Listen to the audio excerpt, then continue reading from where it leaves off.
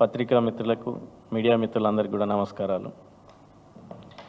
నిన్న వరంగల్లో జరిగినటువంటి కాళోజీ కళాక్షేత్రం గురించి ఓపెనింగ్ నిన్న జరిగింది.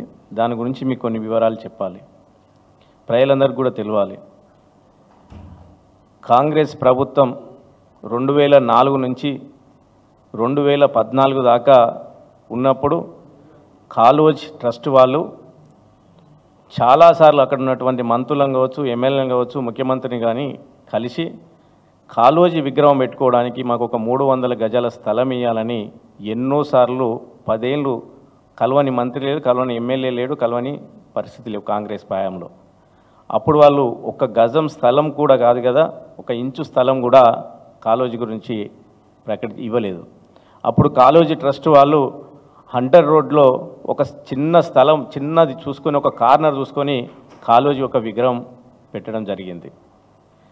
2014లో కేసీఆర్ గారు గవర్నమెంట్ తెలంగాణ వచ్చిన తర్వాత కేసీఆర్ గారి ప్రభుత్వంలో కేసీఆర్ గారే స్వయంగా పిలిచి కాళోజీ ట్రస్ట్ వాళ్ళని పిలిచి మనం కాళోజీ గారిని స్మరించుకోవాలి, ఆయన యొక్క జ్ఞాపకాలు కానీ, కవితలు కానీ, ఆయన రచించినటువంటి రచయితలు కానీ ప్రజల్లో ఎప్పుడు అవి కూడా ప్రజల్లో మేలుకొల్పుకు ఉపయోగపడాలన్న ఉద్దేశంతో కేసీఆర్ గారు పిలిచి అప్పుడు తెలంగాణ టూరిజం యొక్క చైర్మన్ అయినటువంటి పేరవరం రాములు గారి ద్వారా పిలుచుకొని ఆ రోజు హంటర్ రోడ్లో ఎకరం స్థలం, ఒక జిహెచ్ఎంసీ సంబంధించిన ఎకరం స్థలం, టూరిజం డిపార్ట్మెంట్కి సపోర్ట్ చేసి ఎకరం స్థలం ఫస్ట్ కేటాయించడం జరిగింది.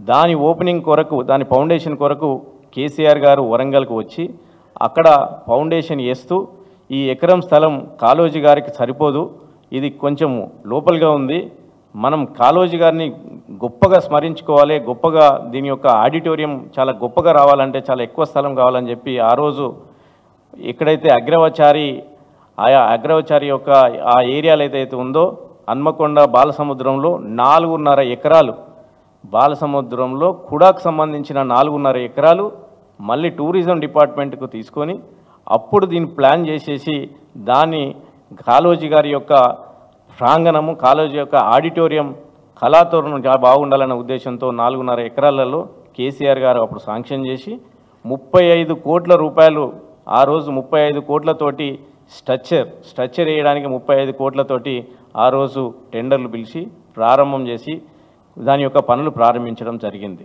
ప్రారంభించిన తర్వాత టూరిజం డిపార్ట్మెంట్ వాళ్ళు దానికి వాళ్ళకి కావాల్సినంత అంత పెద్ద ఆడిటోరియం కట్టేంత ఇంజనీర్లు కానీ, జనరల్గా టూరిజం వాళ్ళకి డిఫరెంట్ ఉంటాయి కానీ ఇంజనీరింగ్ విభాగం సరిగా లేకపోవడం వల్ల దానికి కొంచెం జాప్యం జరిగింది.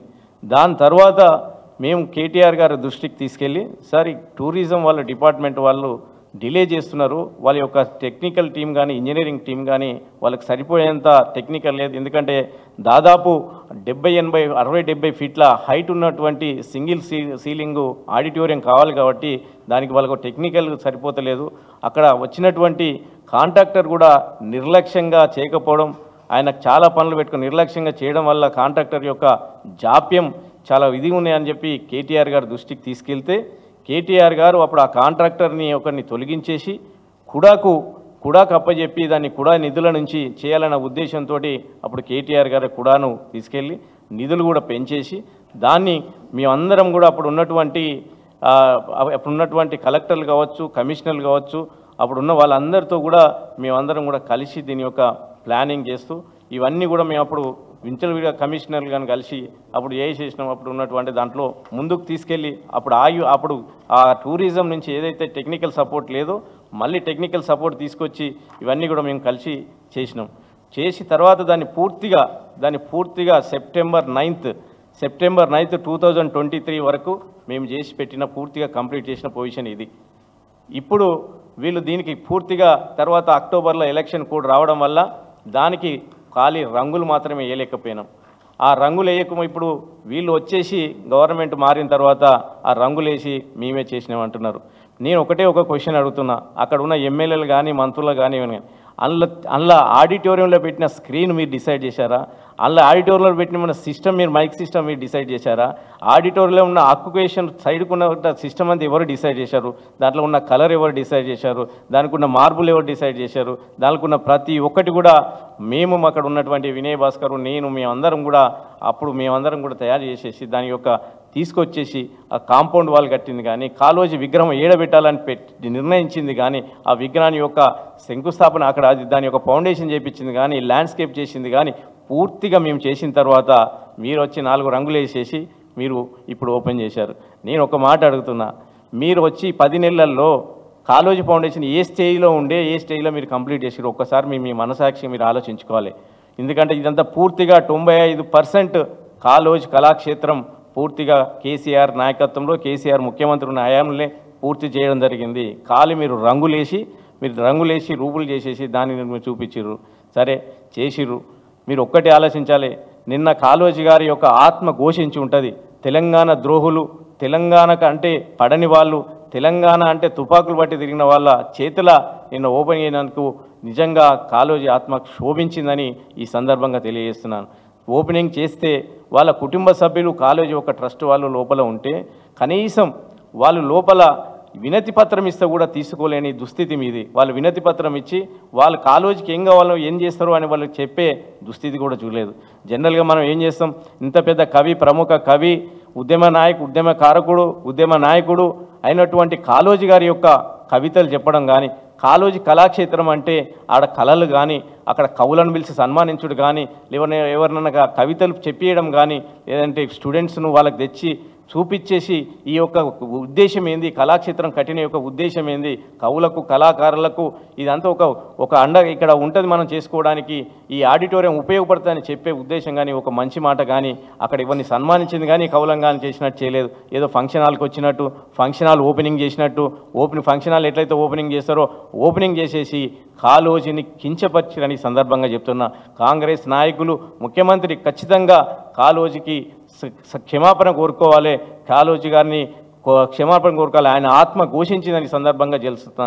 ప్రపంచానికి తెలియాలని కేసీఆర్ గారు కాళోజీ యొక్క ఆడిటోరియం కట్టిస్తే దాని యొక్క ఫంక్షన్ హాల్ లాగా, దాని యొక్క కాంగ్రెస్ వేదికగా, కాంగ్రెస్ పార్టీ ఆఫీస్ ఓపెనింగ్గా దాన్ని తీర్చిదిద్దారు తప్ప దాన్ని ఏ విధంగా కాళోజీ దానికి చేసింది లేదని సందర్భంగా తెలియజేస్తున్నాం. అదేవిధంగా మేమేదో బాగా సాధించినాం, సంవత్సరంలోనే చాలా విజయోత్సవాలు మేము చాలా విజయాలు సాధించడం అని పెద్ద విజయోత్సవ సభ అని చెప్పి మహిళలతో మీటింగ్ పెట్టినాం. ఆ సందర్భంలో కేసీఆర్ గారిని అనరాని మాటలు అంటూ, కేసీఆర్ గారిని ఉద్యమ నాయకుడే కాదన్నట్టు, కేసీఆర్ గారు అసలు తెలంగాణకి ఏం చేయనట్టు, కేసీఆర్ అనే మొలకనే పుట్టినట్టు చాలా మాటలు రేవంత్ రెడ్డి గారు అన్నారు.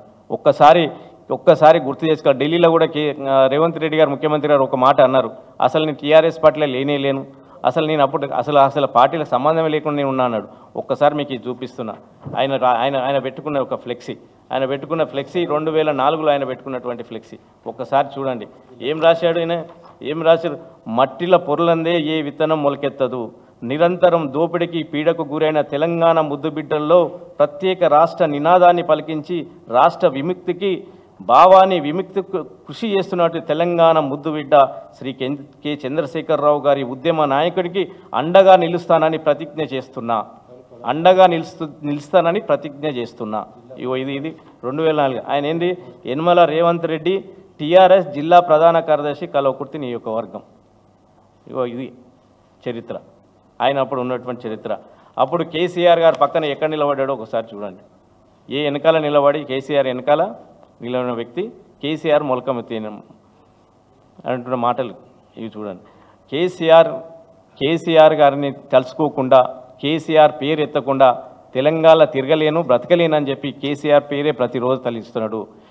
ఈ 10 నెలల 12 నెలల్లో ఒక్క పని కానీ, ఒక్క శాంక్షన్ కానీ, ఒక కొబ్బరికాయ కొట్టింది కానీ లేదు.